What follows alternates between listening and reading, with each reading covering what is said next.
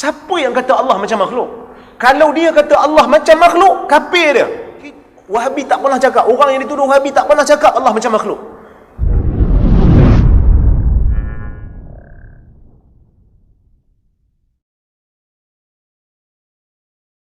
Wahabi kalau di dalam Al-Quran dalilnya yang pertama, Ar-Rahmanu 'alal 'arsy istawa. Allah beristiwa pada arsy.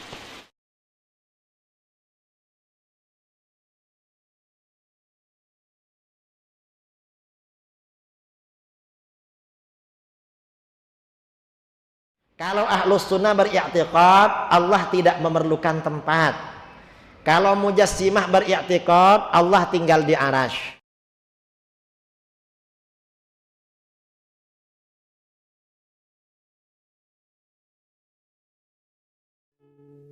Berpikir kata dia, ya jelaslah harus makhluk, gimana lagi? Nah sekarang saya tanya, kalau arsy ini makhluk, sebelum Allah menciptakan arsy, Allah tinggal di mana? Apa kamu bilang karena tempat belum ada Tuhan tak ada, kafir kan? Atau kamu bilang tempat belum ada Tuhan tak bertempat, berarti kamu sesat. Yang tadi saya pilih mana? Kata Wahabi yang 2009 ini, Ustaz apa? Ustaz gak boleh tanya begitu. Kenapa gak boleh? Karena ini pertanyaan haram. Loh, kenapa haram? Ini pertanyaan bid'ah, kullu bid'atin dhalal.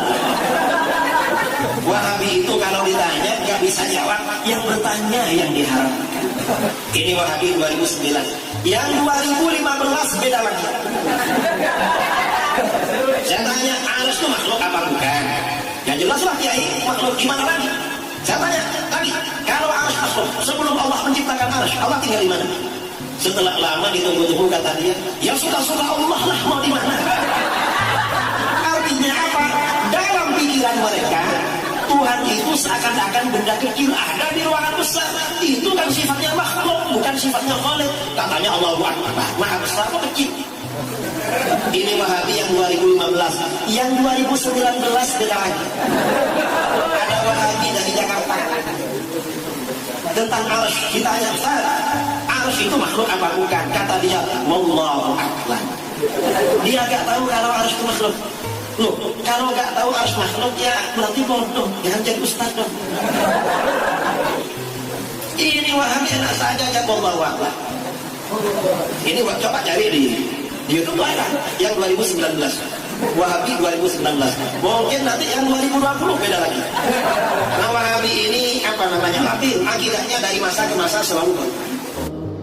Tentang Wahabi bukan kerana dia sebab fiqh ni, bukan sebab tak kunut ni, sebab dia orang kata Allah tu sama macam makhluk. Siapa kata?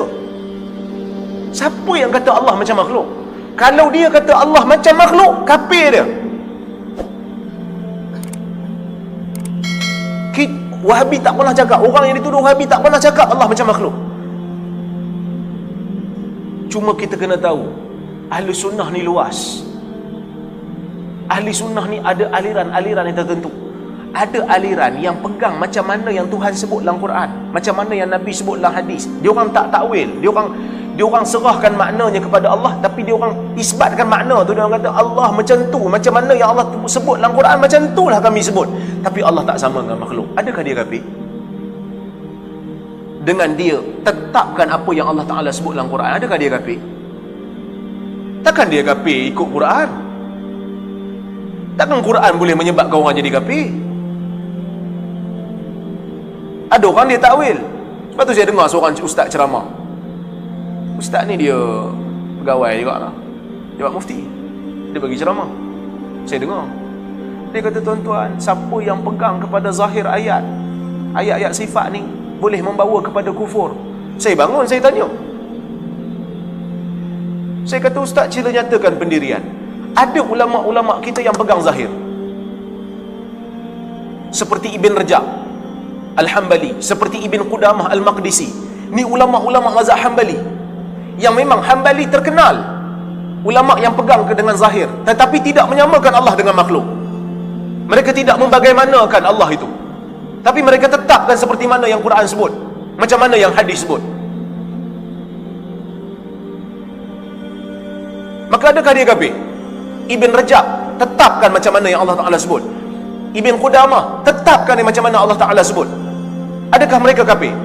Bahkan Ibn Abdul Bar dalam Al-Istizkar, ulama besar mazhab Maliki, juga menetapkan beberapa ayat sifat dalam kitab dia. Adakah dia kafir? Tolong nyatakan pendirian. Dia tak boleh jawab. Kalau nak kata kita kafir kerana kita memegang zahir ayat, bagaimana dengan ulama-ulama dulu? Ada yang kata Allah wujud tidak bertempat. Dari sudut makna betul, memang Allah Ta'ala tak perlu tempat.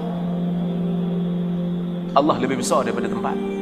Tempat tu Allah Ta'ala yang cipta. Tapi ada dalil yang kata Allah di langit. Tapi bila orang mengisbatkan Allah di langit, bukan makna dia nak menempatkan Allah. Bukan nak kata Allah, langit lagi besar pada Allah, Allah memenuhi ruang langit tau. Bukan. Tapi dia sebut macam mana yang Quran sebut. Tuan tengok dalam surah Ghafir. Fir'aun suruh, Ya Haman ibni li sarhan la'alli ablughul asbab as-samawat fa'attali'a ila ilahi Musa. Betul ayat tu kan? Wahai Haman, benakan tangga nak pergi langit, aku nak panjat langit, aku nak tengok Tuhan Musa.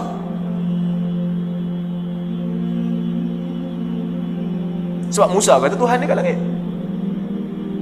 Ini bukan akidah Fir'aun. Kalau akidah Fir'aun, dia tak payah panjat tangga, tak payah suruh ambil tangga sebab dia percaya dah. Ini sebab Musa kata Tuhan dia kat langit. Yang sebut ni bukan saya yang sebut, ni Imam Tabari dalam tafsir dia. Jadi kalau orang yang kata Allah kat langit jadi kafir, Imam Tabari kafir ke?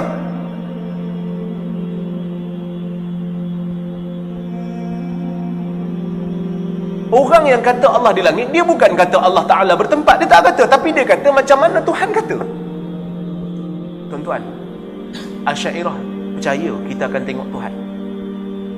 Mazhab Asy'ariyah yang dipegang dalam negara ni percaya kita akan tengok Tuhan di hari kiamat. Tuan-tuan, tengok ni, bila kata kita boleh tengok Tuhan, bukankah bila tengok tu makna Tuhan mesti berada di satu tempat baru kita boleh tengok? Mesti ada arah. Sedangkan Tuhan tak ada arah. Tuhan tidak bertempat. Tapi macam mana dia boleh percaya kita boleh tengok Tuhan dalam keadaan dia kata kita tengok Tuhan dengan cara dia lah. Kita tengok Tuhan tanpa tempat. Boleh pula. Sebab tadi bila kita kata Tuhan bila di langit tapi bukan bertempat, tak boleh macam tu. Mana boleh, akal tak boleh faham.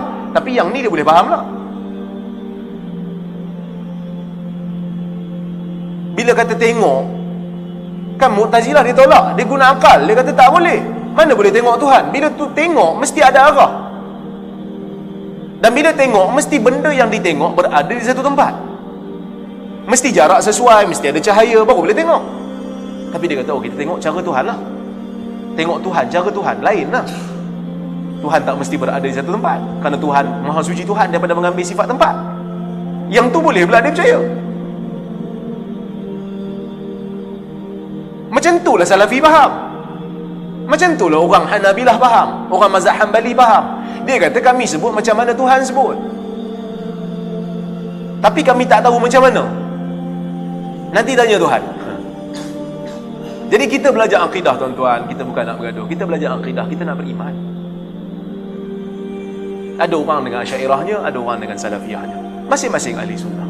Kalau orang tanya kita, kita jawab pandangan yang kita rasa tepat. Tapi kita tak sekali-kali menyamakan Allah dengan makhluk. Hasya lillah, mengambil sifat makhluk. Bukan Allah yang bersifat dengan sifat makhluk. Allah tidak bersifat dengan sifat makhluk. Tak ada orang yang sebut Allah macam makhluk. Tak ada. Kalau ada, dia kafir. Kalau ada, dia kafir. Saya nak tanya soalan yang sama. Dalam masalah tempat tak tempat ni, pernah ke Nabi sebut Allah tak bertempat? Pernah Nabi sebut? Tak pernah sebut. Pernah tak sahabat sebut? Kalau ada pun riwayat yang tidak bersanad, ada disandarkan pada Ali, tapi tidak ada sanad, tidak sahih daripada Ali. Makanya di riwayat yang sahih, Nabi tak pernah sebut, Ali tak pernah sebut, sahabat tak pernah sebut, golongan salafus soleh tak sebut. Bab tempat tak tempat ni, yang mereka sebut Allah beristiwa di atas arasy, terpisah daripada makhluknya. Itu yang mereka sebut. Bab tempat tak tempat mereka tak dah bincang. Ini yang disebut oleh Al-Qurtubi. Kita tidaklah disuruh untuk beriman lebih daripada apa yang Allah sebut dalam Quran dan Sunnah.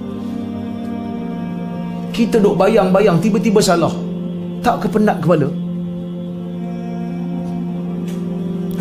Bincang bukan kena pernah tengok Allah pun. Maka salah. Tiba salah. Siapa nak bertanggungjawab? Baiklah kita beriman seperti mana yang Tuhan sebut. Senang cerita. Clear? Tak ada siapa yang berani kata siapa yang berpegang dengan Quran, berpegang dengan sunnah, dia akan jadi kafir. Di kalangan salaf tak ada yang kata macam tu. Wallahu a'lam.